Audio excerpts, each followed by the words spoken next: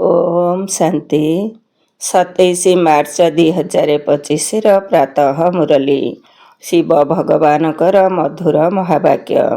शिव बाबा कहते मिठे बचे तुम मानकर जीवन रूपी नौका को पारी करिबा पाई बाबा नाउरिया रूपरे आसिछंती।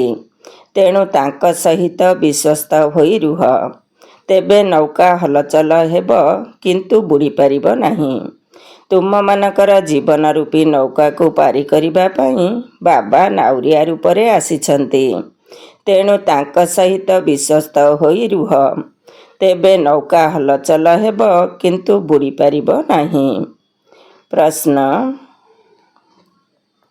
बाबांकर स्मृति पिलामानक भितरे यथार्थ भावरे न रहिबार मुख्य कारण कौन? बाबांकर स्मृति पिलामानक भितरे यथार्थ भावरे न रहिबार मुख्य कारण कौन?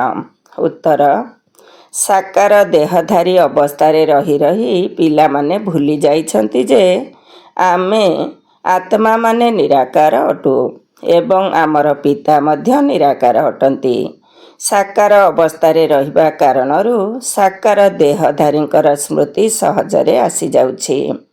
देही अभिमानी होई निजको बिंदु मने करी बाबा को मने पकाइबा, एथिरे ही परिश्रम रहिछि। ओम शांति। शिव भगवान उवाच, यांकर नाम तो शिव नुहे ना, यहांकर नाम ब्रह्मा एवं शिव बाबा यहांक द्वारा कथबार्ता करुछंती। तेणु शिव भगवान उवाच कहा जाउछि। एकथा तो बहुत थर बुझा जाइछि जे कौनसी मनुष्य को बा देवता को अथवा सूक्ष्मलोक निवासी ब्रह्मा विष्णु शंकर को भगवान कहाजिब नहीं। जहाँकर कौनसी आकारी बा साकारी चित्र बा शरीर अछि तांकु भगवान कहाजाई पारिब नहीं। भगवान बेहदर बाबा को ही कहाजाए। भगवान किए एकथा काहाकु भी जଣା नहीं। सेथिपाई नेति नेति कहउछंती, अर्थात आमे जानी नाहु। तुम मानक भितरे मध्य बहुत अल्प अछंती जिए कि यथार्थ भावरे जानिछंती। आत्मा कहूछि, हे भगवान, एबे आत्मा तो बिंदु स्वरूप अटे, तेबे बाबा मध्य बिंदु ही होइथिबे। एबे बाबा पिलामानकु बसी बुझाउछंती। बाबांक पाखरे 30-35 वर्षर पिला भी अछंती, किंतु सेमाने मध्य आमे आत्मा किपरि बिंदु रूप अटु एकथा भी बुझी नाहंती। केही केही तो भल भावरे बुझुछंती एवं बाबांकु मने पकाउछंती। बेहदर बाबा सच्चा हीरा अटंती। हीरा को बहुत भल डबारे रखा जाए ना। काहा पाखरे जदि भल हीरा थाए एवं काहाकु देखाइबाकु हुए तेबे ताहाकु सुना बा चांदीर डब्बारे रखी देखाई थांती। हीरा को हीरा व्यवसायी ही जानी परिबे, अन्य केही जानी परिबे नहीं। नकली हीरा देखाइले मध्य काहाकु जଣା पड़िबो नहीं। एपरि बहुत ठकी देउछंती। एबे सच्चा बाबा आसिछंती, किंतु निजको भगवान कहूथिबा मिथ्यावादी मध्य एपरि अछंती, जहाँकु मनुष्य माने किछि भी जानी पारु नाहंती। गायन मध्य करा जाए, सत्यर नौका हलिब झुलिब किंतु डुबिब नहीं। मिछर नौका हलचल होई न थाए, एहाकु केते हलाई थांती।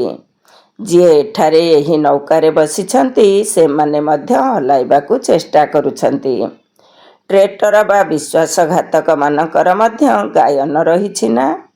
एबे तुमे पिला माने जानिछ, नाउरिया बाबा आसिछंती। सिए बगीचार मालिक मध्य अटंती। बाबा बुझाउछंती, एहा कंटार जंगल अटे, एठारे समस्ते पतित अटंती ना। केते मिछ रहिछि। सत्य बाबांकु क्वचित केही केही ही जानिछंती।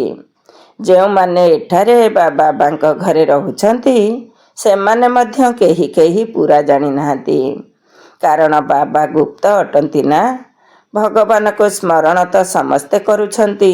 एक कथा मध्य जानिछंती कि सिए निराकार अटंती, परम धाम रे रुहंती। ଆମେ ମଧ୍ୟ ନିରାକାର ଆତ୍ମା ଏକଥା କେହି ବି ଜାଣିନାହାନ୍ତି। ସାକାର ଶରୀରର ଆଧାର ନେଇ ନେଇ ଆତ୍ମା ତାହା ଭୁଲି ଯାଇଛି। ସାକାର ଶରୀରରେ ରହି ରହି ସାକାରର ସ୍ମୃତି ହିଁ ଆସିଯାଉଛି। ତୁମେ ପିଲାମାନେ ଏବେ ଦେହୀ ଅଭିମାନୀ ହେଉଛ। ଭଗବାନଙ୍କୁ କୁହାଯାଏ ପରମ ପିତା ପରମାତ୍ମା। ଏକଥା ବୁଝିବା ତ ବିଲକୁଲ ସହଜ ଅଟେ। ପରମ ପିତା ଅର୍ଥାତ୍ ପରରୁ ପରେ, ବହୁ ଦୂରରେ ରହିଲା ବାଲା ପରମ ଆତ୍ମା। ତୁମକୁ କୁହାଯାଏ ଆତ୍ମା, ତୁମକୁ ପରମ କୁହାଯିବ ନାହିଁ। ତୁମେ ତ ପୁନର୍ଜନ୍ମ ନେଉଛ ନା, ଏକଥା କେହି ବି ଜାଣିନାହାନ୍ତି। ଭଗବାନଙ୍କୁ ମଧ୍ୟ ସର୍ବବ୍ୟାପୀ କହିଦେଇଥାନ୍ତି। ଭକ୍ତମାନେ ଭଗବାନଙ୍କୁ ଖୋଜୁଛନ୍ତି। ପାହାଡ଼ ଉପରେ, ତୀର୍ଥରେ, ନଦୀମାନଙ୍କୁ ମଧ୍ୟ ଯାଇଥାନ୍ତି। ଭାବୁଛନ୍ତି ନଦୀ ପତିତ ପାବନୀ ଅଟେ, ସେଥିରେ ସ୍ନାନ କରି ଆମେ ପବିତ୍ର ହୋଇଯିବୁ। ଭକ୍ତି ମାର୍ଗରେ ଏକଥା ମଧ୍ୟ କାହାକୁ ଜଣାପଡ଼େ ନାହିଁ କି ଆମକୁ କ'ଣ ଦରକାର। କେବଳ କହିଦିଅନ୍ତି ମୁକ୍ତି ଦରକାର, ମୋକ୍ଷ ଦରକାର। କାହିଁକି ନା ଏଠାରେ ଦୁଃଖ ଭୋଗ କରି କରି ଥକିଗଲେଣି। ସତ୍ୟ ଯୁଗରେ ତ କେହି ମୋକ୍ଷ ବା ମୁକ୍ତି ମାଗନ୍ତି ନାହିଁ। ସେଠାରେ ଭଗବାନଙ୍କୁ କେହି ଡାକନ୍ତି ନାହିଁ। ଏଠାରେ ଦୁଃଖୀ ହୋଇଥିବା କାରଣରୁ ଡାକୁଛନ୍ତି। ବାବା କହୁଛନ୍ତି ଭକ୍ତି ଦ୍ୱାରା ମୁଁ କାହାର ଦୁଃଖ ଦୂର କରିପାରିବି ନାହିଁ। ଯଦି କେହି ସାରା ଦିନ ବସି ରାମ ରାମ ଜପିବ ତଥାପି ବି ଦୁଃଖ ଦୂର କରିପାରିବି ନାହିଁ। କାରଣ ଏହା ରାବଣ ରାଜ୍ୟ ଅଟେ। ଦୁଃଖ ତ ଯେପରି ଗଳାରେ ବନ୍ଧା ହୋଇଛି, ଗାୟନ ମଧ୍ୟ କରାଯାଏ। ଦୁଃଖରେ ସ୍ମରଣ ସମସ୍ତେ କରନ୍ତି, ସୁଖରେ କେହି କରନ୍ତି ନାହିଁ। ଏହାର ଅର୍ଥ ହେଲା ଦିନେ ନିଶ୍ଚିତ ସୁଖ ଥିଲା, ଏବେ ଦୁଃଖ ଅଛି। ତେବେ ସତ୍ୟ ଯୁଗରେ ସୁଖ ଥିଲା, ଏବେ କଳି ଯୁଗରେ ଦୁଃଖ ରହିଛି। ତେଣୁ ଏହାକୁ କଣ୍ଟାର ଜଙ୍ଗଲ କୁହାଯାଉଛି। ପ୍ରଥମ ନମ୍ବରର କଣ୍ଟା ହେଲା ଦେହ ଅଭିମାନର କଣ୍ଟା, ପୁଣି କାମ ବିକାରର କଣ୍ଟା। ଏବେ ବାବା ବୁଝାଉଛନ୍ତି ତୁମେ ଏହି ଆଖି ଦ୍ୱାରା ଯାହା କିଛି ଦେଖୁଛ ତାହା ନିଶ୍ଚୟ ବିନାଶ ହେବ। ଏବେ ତୁମକୁ ଶାନ୍ତିଧାମକୁ ଯିବାକୁ ହେବ। ସେଥିପାଇଁ ନିଜ ଘରକୁ ଏବଂ ରାଜଧାନୀକୁ ମନେ ପକାଅ। ଘରର ସ୍ମୃତି ସହିତ ବାବାଙ୍କର ସ୍ମୃତି ମଧ୍ୟ ଜରୁରୀ ଅଟେ। କାରଣ ଘର କୌଣସି ପତିତ ପାବନ ନୁହେଁ। ତୁମେ ପତିତ ପାବନ ବାବାଙ୍କୁ କହୁଛ, ତେଣୁ ବାବାଙ୍କୁ ହିଁ ମନେ ପକାଇବାକୁ ପଡ଼ିବ। ସେ କହୁଛନ୍ତି କେବଳ ମୋତେ ମନେ ପକାଅ। ମୋତେ ହିଁ ଡାକୁଛ ନା? ବାବା ଏଠାକୁ ଆସି ଆମକୁ ପବିତ୍ର କର। ସିଏ ଜ୍ଞାନର ସାଗର ଅଟନ୍ତି, ତେଣୁ ନିଶ୍ଚିତ ମୁଖ ଦ୍ୱାରା ହିଁ ଜ୍ଞାନ ବୁଝାଇବେ ନା। ପ୍ରେରଣା ଦ୍ୱାରା ତ କିଛି କରିପାରିବେ ନାହିଁ। ଗୋଟିଏ ପଟେ ଶିବ ଜୟନ୍ତୀ ପାଳନ କରୁଛନ୍ତି, ଅନ୍ୟପଟେ କହୁଛନ୍ତି ସେ ନାମ ରୂପରୁ ଅଲଗା। ନାମ ରୂପରୁ ଅଲଗା ଏପରି କିଛି ବସ୍ତୁ ତ ନଥାଏ। ପୁଣି ଏକଥା ମଧ୍ୟ କୁହନ୍ତି ଯେ ଗୋଡ଼ି ମାଟି ଇତ୍ୟାଦି ସବୁଥିରେ ଭଗବାନ ଅଛନ୍ତି। ଅନେକ ମତ ରହିଛି ନା। ଏବେ ବାବା ବୁଝାଉଛନ୍ତି ତୁମକୁ ପାଞ୍ଚ ବିକାର ରୂପୀ ରାବଣ ତୁଚ୍ଛ ବୁଦ୍ଧି କରିଦେଇଛି। ସେଥିପାଇଁ ଦେବତାମାନଙ୍କ ଆଗରେ ଯାଇ ନମସ୍କାର କରୁଛନ୍ତି। କେହି କେହି ତ ବହୁତ ନାସ୍ତିକ ମଧ୍ୟ ଥାଆନ୍ତି। ସେମାନେ କାହାକୁ ବି ମାନନ୍ତି ନାହିଁ। ଏଠାରେ ବାବାଙ୍କ ପାଖକୁ ତ କେବଳ ବ୍ରାହ୍ମଣମାନେ ହିଁ ଆସନ୍ତି, ଯେଉଁମାନଙ୍କୁ 5000 ବର୍ଷ ପୂର୍ବରୁ ମଧ୍ୟ ବୁଝାଇଥିଲି। ଲେଖା ମଧ୍ୟ ଯାଇଛି ପରମ ପିତା ପରମାତ୍ମା ବ୍ରହ୍ମାଙ୍କ ଦ୍ୱାରା ସ୍ଥାପନା କରୁଛନ୍ତି। ତେଣୁ ବ୍ରହ୍ମାଙ୍କର ସନ୍ତାନ ହେଲେ।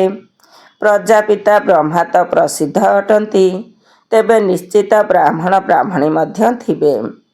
ଏବେ ତୁମେ ଶୂଦ୍ର ଧର୍ମରୁ ବାହାରି ବ୍ରାହ୍ମଣ ଧର୍ମକୁ ଆସିଛ। ବାସ୍ତବରେ ଯେଉଁମାନେ ନିଜକୁ ହିନ୍ଦୁ କହୁଛନ୍ତି ସେମାନେ ନିଜର ପ୍ରକୃତ ଧର୍ମକୁ ଜାଣିନାହାନ୍ତି। ସେଥିପାଇଁ ସେମାନେ କେବେ କାହାକୁ ମାନିବେ ତ ଆଉ କେବେ ଆଉ କାହାକୁ ମାନିବେ। ବହୁତଙ୍କ ପାଖକୁ ଯାଉଥିବେ, ଖ୍ରୀଷ୍ଟିଆନ ମାନେ କେବେ କାହା ପାଖକୁ ଯାଆନ୍ତି ନାହିଁ। ଏବେ ତୁମେ ସିଦ୍ଧ କରି କହୁଛ ଭଗବାନ ବାବା କହୁଛନ୍ତି ମୋତେ ମନେ ପକାଅ। ଦିନେ ଖବରକାଗଜରେ ମଧ୍ୟ ବାହାରିବ ଯେ ଭଗବାନ କହୁଛନ୍ତି ମୋତେ ମନେ ପକାଇଲେ ହିଁ ତୁମେ ପତିତରୁ ପବିତ୍ର ହୋଇପାରିବ। ଯେତେବେଳେ ବିନାଶ ନିକଟ ହୋଇ ଆସିବ ସେତେବେଳେ ଖବରକାଗଜ ଦ୍ୱାରା ମଧ୍ୟ ଏହି କଥା କାନରେ ପଡ଼ିବ। ଖବରକାଗଜରେ ତ କେତେ ଆଡ଼ର ଖବର ବାହାରିଥାଏ ନା, ଏବେ ମଧ୍ୟ ତୁମେମାନେ ବାହାର କରିପାରିବ। ଭଗବାନ ଉବାଚ, ପରମ ପିତା ପରମାତ୍ମା ଶିବ କହୁଛନ୍ତି, ମୁଁ ପତିତ ପାବନ ଅଟେ। ମୋତେ ମନେ ପକାଇଲେ ତୁମେ ପବିତ୍ର ହୋଇଯିବ। ଏହି ପତିତ ଦୁନିଆର ବିନାଶ ସମ୍ମୁଖରେ ଉପସ୍ଥିତ। ତେବେ ବିନାଶ ତ ନିଶ୍ଚିତ ହେବ, ଏହା ମଧ୍ୟ ସମସ୍ତଙ୍କୁ ନିଶ୍ଚୟ ହୋଇଯିବ। ବିନାଶର ରିହର୍ସାଲ ତ ମଧ୍ୟ ହୋଇ ଚାଲିବ। ତୁମେମାନେ ଜାଣିଛ ଯେ ପର୍ଯ୍ୟନ୍ତ ରାଜଧାନୀ ସ୍ଥାପନ ହୋଇନାହିଁ ସେ ପର୍ଯ୍ୟନ୍ତ ବିନାଶ ହୋଇପାରିବ ନାହିଁ। ଆଗକୁ ଭୂମିକମ୍ପ ଆଦି ମଧ୍ୟ ହେବାର ଅଛି ନା। ଗୋଟିଏ ପଟରେ ବୋମା ଫୁଟିବ, ଅନ୍ୟ ପଟରେ ପ୍ରାକୃତିକ ବିପର୍ଯ୍ୟୟ ମଧ୍ୟ ଆସିବ। ଅନ୍ନ ଆଦି ମିଳିବ ନାହିଁ, ଷ୍ଟିମର ବା ଜାହାଜ ଆସିବ ନାହିଁ, ମରୁଡ଼ି ପଡ଼ିବ, ଭୋକରେ ମରି ମରି ସମାପ୍ତ ହୋଇଯିବେ। ଭୋକରେ ରହି ଯେଉଁମାନେ ଆନ୍ଦୋଳନ ଆଦି କରନ୍ତି ସେମାନେ ପୁଣି କିଛି ନା କିଛି ଜଳ ଅଥବା ମହୁ ଆଦି ଗ୍ରହଣ କରିଥାନ୍ତି, ଓଜନରେ ହାଲୁକା ହୋଇଯାନ୍ତି। ଏଠାରେ ତ ବସି ଥାଉ ଥାଉ ହଠାତ୍ ଭୂମିକମ୍ପ ହେବ, ସମସ୍ତେ ମରିବେ, ବିନାଶ ତ ନିଶ୍ଚିତ ହେବ। ସାଧୁ ସନ୍ଥ ଆଦି ଏପରି କହିବେ ନାହିଁ ଯେ ବିନାଶ ହେବ, ତେଣୁ ରାମ ରାମ କୁହ। ମନୁଷ୍ୟ ତ ଭଗବାନଙ୍କୁ ହିଁ ଜାଣିନାହାନ୍ତି, ଭଗବାନ ତ ନିଜେ ନିଜକୁ ଜାଣିଛନ୍ତି, ଅନ୍ୟ କେହି ବି ତାଙ୍କ ବିଷୟରେ ଜାଣିନାହାନ୍ତି। ତାଙ୍କର ମଧ୍ୟ ଆସିବାର ସମୟ ନିର୍ଦ୍ଧାରିତ ରହିଛି, ଯିଏକି ପୁଣି ଏହି ବୃଦ୍ଧ ଶରୀରରେ ଆସି ସାରା ସୃଷ୍ଟିର ଆଦି ମଧ୍ୟ ଅନ୍ତର ଜ୍ଞାନ ଶୁଣାଉଛନ୍ତି। ତୁମେ ସନ୍ତାନମାନେ ଜାଣିଛ, ଏବେ ଘରକୁ ଫେରିବାକୁ ହେବ। ଏଥିରେ ତ ଖୁସି ହେବା ଦରକାର ଯେ ଆମେ ଶାନ୍ତିଧାମକୁ ଯାଉଛୁ। ମନୁଷ୍ୟମାନେ ତ କେବଳ ଶାନ୍ତି ଚାହୁଁଛନ୍ତି, କିନ୍ତୁ ଶାନ୍ତି କିଏ ଦେବେ? ଏପରି ମଧ୍ୟ କହୁଛନ୍ତି ନା ଶାନ୍ତି ଦେବା। ଏବେ ଦେବଙ୍କର ଦେବ ତ ଏକ ଉଚ୍ଚରୁ ଉଚ୍ଚ ବାବା ଅଟନ୍ତି। ସିଏ କହୁଛନ୍ତି, ମୁଁ ତୁମ ସମସ୍ତଙ୍କୁ ପବିତ୍ର କରି ନେଇଯିବି, ଜଣକୁ ମଧ୍ୟ ଛାଡ଼ିବି ନାହିଁ। ଡ୍ରାମାନୁସାରେ ସମସ୍ତଙ୍କୁ ଯିବାକୁ ହେବ। ଗାୟନ ମଧ୍ୟ ରହିଛି, ମଶା ଭଳି ସବୁ ଆତ୍ମାମାନେ ଚାଲିଯାଆନ୍ତି। ଏକଥା ମଧ୍ୟ ଜାଣିଛନ୍ତି, ସତ୍ୟ ଯୁଗରେ ବହୁତ ଅଳ୍ପ ମନୁଷ୍ୟ ଥାଆନ୍ତି। ଏବେ କଳିଯୁଗର ଶେଷ ସମୟ, ଏଠାରେ କେତେ ଅଧିକ ମନୁଷ୍ୟ ଅଛନ୍ତି, ପୁଣି ଅଳ୍ପ କିପରି ହେବେ? ଏବେ ସଙ୍ଗମ ଅଟେ। ଏହି ସଙ୍ଗମ ସମୟରେ ତୁମେ ସତ୍ୟ ଯୁଗକୁ ଯିବା ପାଇଁ ପୁରୁଷାର୍ଥ କରୁଛ। ଜାଣିଛ ଏହି ଦୁନିଆର ବିନାଶ ହେବ, ମଶା ଭଳି ଆତ୍ମାମାନେ ଘରକୁ ଯିବେ, ସାରା ଆତ୍ମାମାନଙ୍କର ଦଳ ଚାଲିଯିବ। ସତ୍ୟ ଯୁଗରେ ବହୁତ ଅଳ୍ପ ରହିବେ। ବାବା କହୁଛନ୍ତି, କୌଣସି ବି ଦେହଧାରୀକୁ ମନେ ପକାଅ ନାହିଁ। ଦେଖୁଥାଇ ମଧ୍ୟ ଯେପରି ଆମେ ଦେଖୁନାହୁଁ। ଆମେ ଆତ୍ମା, ଏବେ ଆମେ ଆମ ଘରକୁ ଫେରିଯିବୁ। ତେଣୁ ଖୁସି ଖୁସିରେ ପୁରୁଣା ଶରୀରକୁ ଛାଡ଼ିଦେବାକୁ ହେବ। ନିଜର ଶାନ୍ତିଧାମ ଘରକୁ ମନେ ପକାଇଲେ ହିଁ ଅନ୍ତମତି ସ୍ୱଗତି ହୋଇଯିବ। ଏକମାତ୍ର ବାବାଙ୍କୁ ହିଁ ମନେ ପକାଇବା। ଏଇଥିରେ ହିଁ ପରିଶ୍ରମ ରହିଛି। ବିନା ପରିଶ୍ରମରେ କ'ଣ ଉଚ୍ଚ ପଦ ମିଳିପାରିବ? ବାବା ଆସିଥାନ୍ତି ତୁମକୁ ନରରୁ ନାରାୟଣ କରିବା ପାଇଁ। ଏବେ ଏହି ପୁରୁଣା ଦୁନିଆରେ କୌଣସି ଶାନ୍ତି ନାହିଁ। ଶାନ୍ତି ତ କେବଳ ଶାନ୍ତିଧାମ ଏବଂ ସୁଖଧାମରେ ହିଁ ଅଛି। ଏଠାରେ ତ ଘରେ ଘରେ ଅଶାନ୍ତି ରହିଛି, ମାଡ଼ପିଟ ଚାଲିଛି। ବାବା କହୁଛନ୍ତି, ଏବେ ଏହି ଛି ଛି ନର୍କ ଦୁନିଆକୁ ଭୁଲିଯାଅ। ମିଠା ମିଠା ପିଲାମାନେ, ମୁଁ ତୁମ ପାଇଁ ସ୍ୱର୍ଗର ସ୍ଥାପନା କରିବାକୁ ଆସିଛି। ଏହି ନର୍କରେ ତୁମେ ପତିତ ହୋଇଯାଇଛ, ଏବେ ସ୍ୱର୍ଗକୁ ଯିବାକୁ ହେବ। ଏବେ ବାବାଙ୍କୁ ଏବଂ ସ୍ୱର୍ଗକୁ ମନେ ପକାଅ, ତେବେ ଅନ୍ତମତି ସ୍ୱଗତି ହୋଇଯିବ। ଆବଶ୍ୟକ ଥିଲେ ବାହାଘର ଇତ୍ୟାଦିକୁ ବି ଯାଅ, କିନ୍ତୁ ବାବାଙ୍କୁ ମନେ ପକାଅ। ସବୁର ଜ୍ଞାନ ତୁମ ବୁଦ୍ଧିରେ ରହିବା ଆବଶ୍ୟକ। ଭଲେ ଘରେ ରୁହ, ପିଲାମାନଙ୍କର ଦାୟିତ୍ୱ ନିଅ, କିନ୍ତୁ ବୁଦ୍ଧିରେ ରହୁ ଯେ ବାବାଙ୍କର ନିର୍ଦ୍ଦେଶ ହେଉଛି ମୋତେ ମନେ ପକାଅ। ଘର ଛାଡ଼ିବାର ନାହିଁ, ନଚେତ୍ ପିଲାମାନଙ୍କର ଯତ୍ନ କିଏ ନେବ? ଭକ୍ତମାନେ ମଧ୍ୟ ଘରେ ରୁହନ୍ତି, ଗୃହସ୍ଥ ବ୍ୟବହାରରେ ରୁହନ୍ତି, କିନ୍ତୁ ତାଙ୍କୁ ଭକ୍ତ କୁହାଯାଏ, କାରଣ ସେମାନେ ଭକ୍ତି କରନ୍ତି ଏବଂ ଗୃହସ୍ଥର ଦାୟିତ୍ୱ ମଧ୍ୟ ନିଅନ୍ତି। ସେମାନେ ବିକାରୀ ହେଲେ ମଧ୍ୟ ଗୁରୁମାନେ ତାଙ୍କୁ କୁହନ୍ତି, ଶ୍ରୀକୃଷ୍ଣଙ୍କୁ ସ୍ମରଣ କର, ତେବେ ତାଙ୍କ ଭଳି ସନ୍ତାନ ହେବ। ଏବେ ଏହିସବୁ କଥାରେ ତୁମମାନଙ୍କୁ ଯିବାର ନାହିଁ, କାରଣ ତୁମକୁ ତ ଏବେ ସତ୍ୟଯୁଗକୁ ଯିବାର କଥା ସବୁ ଶୁଣାଯାଉଛି, ଯେଉଁ ଦୁନିଆର ସ୍ଥାପନା ଏବେ ହେଉଛି। ଶ୍ରୀକୃଷ୍ଣ ବୈକୁଣ୍ଠର ସ୍ଥାପନା କରନ୍ତି ନାହିଁ। ଶ୍ରୀକୃଷ୍ଣ ତ ସେହି ଦୁନିଆର ମାଲିକ ହୁଅନ୍ତି। ବାବାଙ୍କ ଠାରୁ ସେ ସମ୍ପତ୍ତି ନେଇଛନ୍ତି। ତେବେ ସଙ୍ଗମ ଯୁଗ ସମୟରେ ହିଁ ଗୀତାର ଭଗବାନ ଆସିଥାନ୍ତି। ଶ୍ରୀକୃଷ୍ଣଙ୍କୁ ଭଗବାନ କୁହାଯାଇପାରିବ ନାହିଁ, ସିଏ ତ ପାଠ ପଢ଼ୁଛନ୍ତି। ଗୀତା ବାବା ହିଁ ଶୁଣାଇଲେ ଏବଂ ସନ୍ତାନମାନେ ଶୁଣିଲେ। ଭକ୍ତି ମାର୍ଗରେ ପୁଣି ବାବାଙ୍କ ପରିବର୍ତ୍ତେ ସନ୍ତାନଙ୍କର ନାମ ଲେଖିଦେଇଛନ୍ତି। ବାବାଙ୍କୁ ଭୁଲିଗଲେ, ତେଣୁ ଗୀତା ମଧ୍ୟ ଖଣ୍ଡନ ହୋଇଗଲା। ସେହି ଖଣ୍ଡିତ ଗୀତା ପଢ଼ିଲେ କ'ଣ ହେବ? ବାବା ତ ରାଜଯୋଗ ଶିଖାଇ ଯାଇଥିଲେ, ତାଦ୍ୱାରା ଶ୍ରୀକୃଷ୍ଣ ସତ୍ୟଯୁଗର ମାଲିକ ହେଲେ। ଭକ୍ତି ମାର୍ଗର ସତ୍ୟନାରାୟଣଙ୍କ କଥା ଶୁଣିଲେ କେହି କ'ଣ ସ୍ୱର୍ଗର ମାଲିକ ହୋଇପାରିବ? ନା, କେହି ଏଭଳି ଭାବନା ରଖି ଶୁଣୁଛନ୍ତି, ସେଥିରୁ ଫାଇଦା କିଛି ମିଳୁନାହିଁ। ସାଧୁ ସନ୍ଥମାନେ ମଧ୍ୟ ନିଜ ନିଜର ମନ୍ତ୍ର ଦେଇଥାନ୍ତି, ଫଟୋ ଇତ୍ୟାଦି ଦେଇଥାନ୍ତି। ଏଠାରେ ଏପରି କୌଣସି କଥା ନାହିଁ। ଅନ୍ୟ ସତ୍ସଙ୍ଗକୁ ଗଲେ କହିବେ ଅମୁକ ସ୍ୱାମୀଙ୍କର ପ୍ରବଚନ। କେଉଁ ବିଷୟରେ? ବେଦାନ୍ତର କଥା ବା ଜ୍ଞାନ, ଗୀତାର କଥା, ଭାଗବତର କଥା। ଏବେ ତୁମେ ପିଲାମାନେ ଜାଣିଛ, ଆମର ଶିକ୍ଷାଦାତା କୌଣସି ଦେହଧାରୀ ନୁହନ୍ତି। ନା ସେ କୌଣସି ଶାସ୍ତ୍ର ଆଦି ପଢ଼ିଛନ୍ତି। ଶିବ ବାବା କ'ଣ କୌଣସି ଶାସ୍ତ୍ର ପଢ଼ିଛନ୍ତି କି? ଶାସ୍ତ୍ର ତ ମନୁଷ୍ୟମାନେ ପଢ଼ନ୍ତି। ଶିବ ବାବା କହୁଛନ୍ତି, ମୁଁ ଗୀତା ଆଦି କିଛି ପଢ଼ିନାହିଁ। ଏହି ରଥ ଯେଉଁଥିରେ ମୁଁ ବସିଛି, ସିଏ ଗୀତା ପଢ଼ିଛି, ମୁଁ ପଢ଼ିନାହିଁ। ମୋ ପାଖରେ ତ ସାରା ସୃଷ୍ଟିଚକ୍ରର ଆଦି ମଧ୍ୟ ଅନ୍ତର ଜ୍ଞାନ ଅଛି।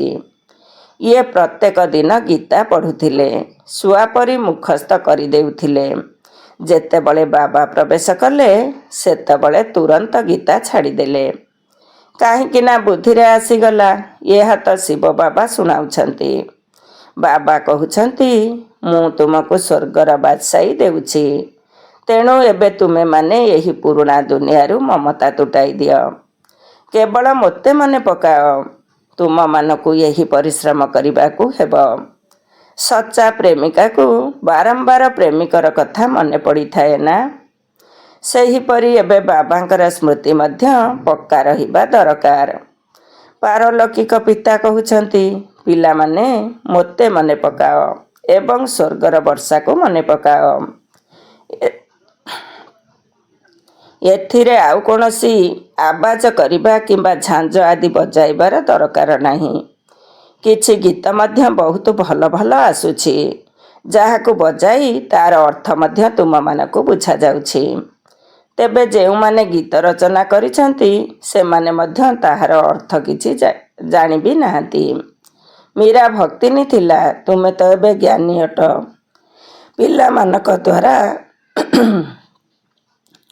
ପିଲାମାନଙ୍କ ଦ୍ୱାରା ଯେତେବେଳେ କୌଣସି କାମ ଠିକ୍ ଭାବରେ ହୋଇନଥାଏ, ସେତେବେଳେ ବାବା କୁହନ୍ତି, ତୁମେ ତ ଯେପରି ଭକ୍ତ ଅଟ। ତେଣୁ ସେ ବୁଝିଯାଆନ୍ତି କି ବାବା ଆମକୁ ଏପରି କାହିଁକି କହିଲେ। ବାବା ବୁଝାଉଛନ୍ତି, ପିଲାମାନେ ଏବେ ବାବାଙ୍କୁ ମନେ ପକାଅ, ସନ୍ଦେଶ ବାହକ ହୁଅ। ସମସ୍ତଙ୍କୁ ଏହି ସନ୍ଦେଶ ଦିଅ ଯେ ବାବା ଏବଂ ବର୍ଷାକୁ ମନେ ପକାଅ, ତେବେ ଜନ୍ମ ଜନ୍ମାନ୍ତରର ପାପ ଭସ୍ମ ହୋଇଯିବ। ଏବେ ଘରକୁ ଫେରିବାର ସମୟ। ଭଗବାନ ଏକମାତ୍ର ନିରାକାର ଅଟନ୍ତି, ତାଙ୍କର ନିଜର ଦେହ ନାହିଁ। ବାବା ହିଁ ଆସି ନିଜେ ନିଜର ପରିଚୟ ଦେଉଛନ୍ତି, ମନ୍ମନାଭବର ମନ୍ତ୍ର ଦେଉଛନ୍ତି। ସାଧୁ ସନ୍ନ୍ୟାସୀ ଇତ୍ୟାଦି ଏପରି କେବେ ହେଲେ କହିବେ ନାହିଁ ଯେ ଏବେ ବିନାଶ ହେବାକୁ ଯାଉଛି, ତେଣୁ ବାବାଙ୍କୁ ମନେ ପକାଅ। ବାବା ହିଁ ବ୍ରାହ୍ମଣ ପିଲାମାନଙ୍କୁ ମନେ ପକାଇ ଦେଉଛନ୍ତି। ଯୋଗ ଦ୍ୱାରା ସ୍ୱାସ୍ଥ୍ୟ, ଏବଂ ପାଠପଢ଼ା ଦ୍ୱାରା ସମ୍ପତ୍ତି ମିଳିବ। ତୁମେ କାଳ ବା ମୃତ୍ୟୁ ଉପରେ ବିଜୟ ପ୍ରାପ୍ତ କରୁଛ। ସେଠାରେ କେବେ ଅକାଳ ମୃତ୍ୟୁ ହୁଏ ନାହିଁ। ଦେବତାମାନେ କାଳ ଉପରେ ବିଜୟ ପ୍ରାପ୍ତ କରିଛନ୍ତି। ଆଚ୍ଛା, ମିଠା ମିଠା ଶିଖିଲ ଦେ ସନ୍ତାନମାନଙ୍କ ପ୍ରତି ମାତା ପିତା ବାପଦାଦାଙ୍କର ମଧୁର ସ୍ନେହ ସମ୍ପନ୍ନ ଶୁଭେଚ୍ଛା ଏବଂ ସୁପ୍ରଭାତ। ଆତ୍ମିକ ପିତାଙ୍କର ଆତ୍ମିକ ସନ୍ତାନମାନଙ୍କୁ ନମସ୍ତେ। ଆମ ଆତ୍ମିକ ସନ୍ତାନମାନଙ୍କର ଆତ୍ମିକ ମାତା ପିତା ବାପଦାଦାଙ୍କୁ ନମସ୍ତେ ନମସ୍ତେ ଏବଂ ସୁପ୍ରଭାତ। ଧାରଣା ପାଇଁ ମୁଖ୍ୟ ସାର 1 ନମ୍ବର। ଏପରି କୌଣସି କର୍ମ କରିବାର ନାହିଁ ଯାହାଦ୍ୱାରା ବାବାଙ୍କ ଠାରୁ ଭକ୍ତର ଉପାଧି ମିଳିବ। ଈଶ୍ୱରୀୟ ସନ୍ଦେଶ ବାହକ ହୋଇ ସମସ୍ତଙ୍କୁ ବାବା ଏବଂ ତାଙ୍କର ସମ୍ପତ୍ତିକୁ ମନେ ପକାଇବାର ସନ୍ଦେଶ ଦେବାକୁ ହେବ। 2 ନମ୍ବର। ଏହି ପୁରୁଣା ଦୁନିଆରେ କୌଣସି ସୁଖ ଶାନ୍ତି ନାହିଁ। ସେଥିପାଇଁ ଏହି ଛି ଛି ଦୁନିଆକୁ ଭୁଲିଯିବାକୁ ହେବ। ଘରକୁ ମନେ ପକାଇବା ସହିତ ପବିତ୍ର ହେବା ପାଇଁ ବାବାଙ୍କୁ ମଧ୍ୟ ନିଶ୍ଚିନ୍ତ ଭାବରେ ମନେ ପକାଇବାକୁ ହେବ। ଆଜିର ବରଦାନ। ପ୍ରବୃତ୍ତି ଅର୍ଥାତ୍ ଘର ଗୃହସ୍ଥରେ ରହି ପରବୃତ୍ତିରେ ରହୁଥିବା ନିରନ୍ତର ଯୋଗୀ ହୁଅ। ପ୍ରବୃତ୍ତି ଅର୍ଥାତ୍ ଘର ଗୃହସ୍ଥରେ ରହି ପରବୃତ୍ତିରେ ରହୁଥିବା ନିରନ୍ତର ଯୋଗୀ ହୁଅ। ଡିଟେଲ୍ସ। ନିରନ୍ତର ଯୋଗୀ ହେବାର ସହଜ ଆଧାର ହେଲା ପ୍ରବୃତ୍ତିରେ ରହୁଥିଲେ ମଧ୍ୟ ପରବୃତ୍ତିରେ ରହିବା।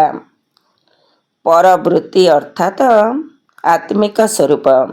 ଯିଏ ସର୍ବଦା ଆତ୍ମିକ ରୂପରେ ସ୍ଥିତ ରହିଥାଏ ସେ ସର୍ବଦା ଦୁନିଆଠାରୁ ନିଆରା ଏବଂ ବାବାଙ୍କର ପ୍ୟାରା ଅର୍ଥାତ୍ ପ୍ରିୟ ହୋଇଯାଏ। ଯାହା ବି କରୁଥାଉ ନା କାହିଁକି ଏଭଳି ଅନୁଭବ ହେଉଥିବ ଯେପରି କୌଣସି କାମ କରୁନାହିଁ କିନ୍ତୁ ଖେଳ ଖେଳୁଛି। ତେଣୁ ଘର ଗୃହସ୍ଥ ଭିତରେ ରହି ଆତ୍ମିକ ରୂପରେ ରହିବା ଦ୍ୱାରା ସବୁକିଛି ଖେଳ ଭଳି ଅନୁଭବ ହୋଇଥାଏ। ବନ୍ଧନ ଭଳି ଅନୁଭବ ହୁଏ ନାହିଁ। ଏଥିପାଇଁ କେବଳ ସ୍ନେହ ଏବଂ ସହଯୋଗ ସହିତ ଶକ୍ତିକୁ ଯୋଡ଼ି ଦିଅ। ତାହା ହେଲେ ହାଇ ଜମ୍ପ ଲଗାଇ ପାରିବ। ଆଜିର ସ୍ଲୋଗାନ। ବୁଦ୍ଧିର ସୂକ୍ଷ୍ମତା ଅଥବା ଆତ୍ମାର ହାଲୁକା ପଣିଆ ହିଁ ବ୍ରାହ୍ମଣ ଜୀବନର ବ୍ୟକ୍ତିତ୍ୱ ଅଟେ। ବୁଦ୍ଧିର ସୂକ୍ଷ୍ମତା ଅଥବା ଆତ୍ମାର ହାଲୁକା ପଣିଆ ହିଁ ବ୍ରାହ୍ମଣ ଜୀବନର ବ୍ୟକ୍ତିତ୍ୱ ଅଟେ। ଓମ୍ ଶାନ୍ତି। ଆଜିର ଅବ୍ୟକ୍ତ ଇସାରା। ସତ୍ୟତା ଏବଂ ସଭ୍ୟତା ରୂପୀ ସଂସ୍କୃତିକୁ ଆପଣାଅ। 27 ନମ୍ବର। ହିମନ୍ତେ ଶକ୍ତିଆ ମଦଦ ଦେ ସର୍ବଶକ୍ତିମାନ। ସେହିମାନେ କେବେ କାହାକୁ ଡରନ୍ତି ନାହିଁ, ନିର୍ଭୟ ହୋଇଥାନ୍ତି। ଏ ଭୟ ମଧ୍ୟ ନଥାଏ କି ଜଣା ନାହିଁ କ'ଣ ହେବ। ସଭ୍ୟତାର ଶକ୍ତି ସ୍ୱରୂପ ହୋଇ ନିଶାରେ କୁହ, ନିଶାରେ ଦେଖ, ଆମେ ସର୍ବଶକ୍ତିମାନ ସରକାରଙ୍କର ଅନୁଚର ଅଟୁ। ଏହି ସ୍ମୃତିରେ ରହି ଅଯଥାର୍ଥକୁ ଯଥାର୍ଥରେ ଆଣିବାକୁ ହେବ।